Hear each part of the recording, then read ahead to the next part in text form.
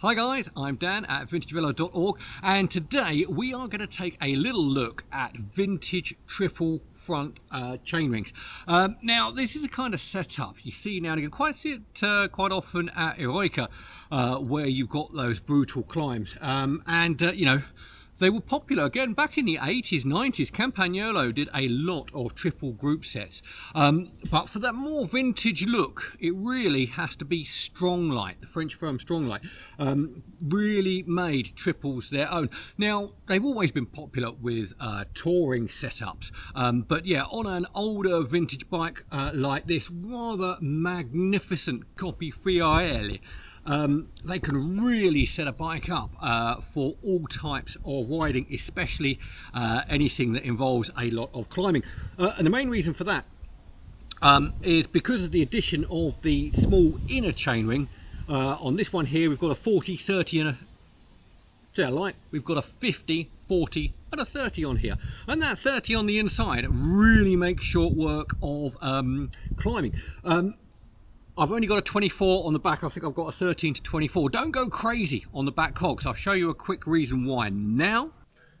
Okay, for the next bit, I've just popped the Coppi Fiorelli in the stands just to show you the technical issues that do come up with running triples. And those are to do with chainline setup. And now by that I mean if you're running an old school kind of Campagnolo record or Grand Sport rear derailleur, you have issues with the amount of cage depth. Now, they dealt with this late 80s, 90s with the long cage setups.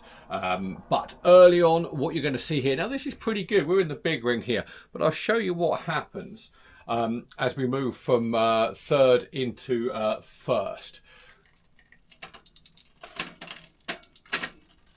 There we go. We can see here, big ring to big cog. This is right on the limit. Okay, that chain is too tight and it is bang on the limit of what this rear derailleur can cope with. But likewise, it goes the other way as we move down. So I'm just going to change down.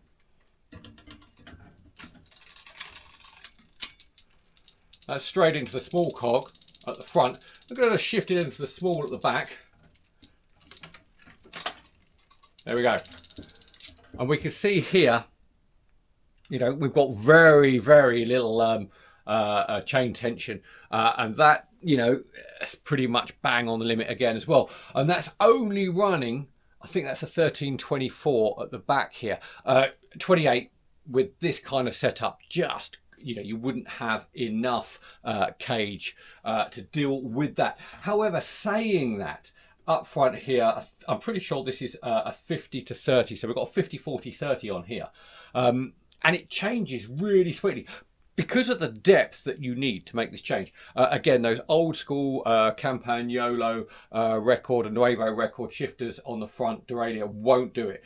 You need a better parallelogram one like we've got on here. But one thing of note, they do change really nicely, because you're only shifting 10 sprockets worth each time, whereas normally you're shifting about 14 for a regular setup. On a triple it's only about 10, and it's really sweet. So I've got a feeling you're going to end up shifting a lot more on your front cogs than you would normally do, or at least me, because I'm pretty lazy. I don't change that much out of the front unless I have to. But I think on this kind of a setup, I would definitely be shifting around this front because it's so easy and nice to change on. But we'll see how it goes. And if I'm honest, I've tended to shy away from triple setups. Not only do you have to change your bottom bracket to allow for clearances, but also your front derailleur has to have a lot more movement. So those classic Campagnolo derailleurs, they are out for the front shifters. I think this is a Super LJ on here, but I'm not quite sure, but I know it works really rather well. So what we're going to do, we're just going to get out there, give this a little ride, and yeah, see whether it's a kind of setup we should all be thinking about.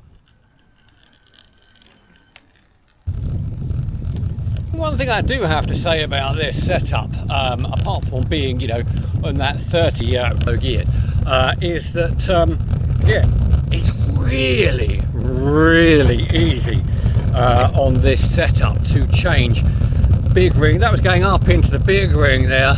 Take it down again. Mid ring, that's beautiful. Down into the lower ring. I mean, kind of makes me think about forgetting using the rear derailleur and just treat this as a 3-speed with massive shifts. Yeah, really neat. And boy, there's no effort at all involved in any kind of climbing on this unless it was super steep.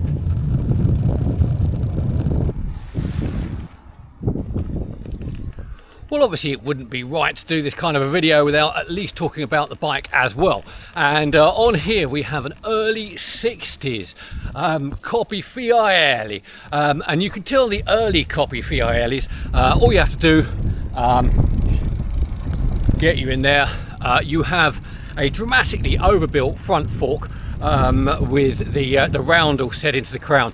And they're on the early types. Now that was when Coppi, towards the end of his career, middle end of his career, he wanted to capitalise on his fame. Fiorelli were one of the top Italian frame builders at the time, and he teamed up with them, lent his name to it, and then, because he loved it so much, all the teams he rode with from there on in, they all rode Coppi Fiorellis. Now that's quite fascinating. I'm going to be honest, when set up correctly, these triples work really rather well. And on a period bike like this early 60s Coppi Fiorelli, you don't have to go with that 80s, 90s Campagnolo look. The vintage Stronglight really suits the look of this bike. As you can see, it was a patina build. I didn't want this too shiny, too nice. I wanted this to look very original and just gone through and reliable. The kind of thing that fits perfectly at L Eroica, which is what this bike was built in mind. Now I have to be honest here, my Legnano, once I got that set up with the 38-28, that was just on the limit of what I needed to keep moving at Eroica. So I'm going to keep hold of that one, which means that this Coppi Fiorelli sadly is going to get moved on. It'll be on eBay. If any of you fancy it, have a little look on there. It'll go out on a bargain price. Also, because there's a second Coppi Fiorelli, a little bit more special than this one, but we'll come on to that probably over winter, because that is a bit of a project. Anyway, thanks a lot. I do hope you enjoyed that, found it useful, but do like and subscribe for anything else that's cool to do with vintage bikes. Thanks a lot.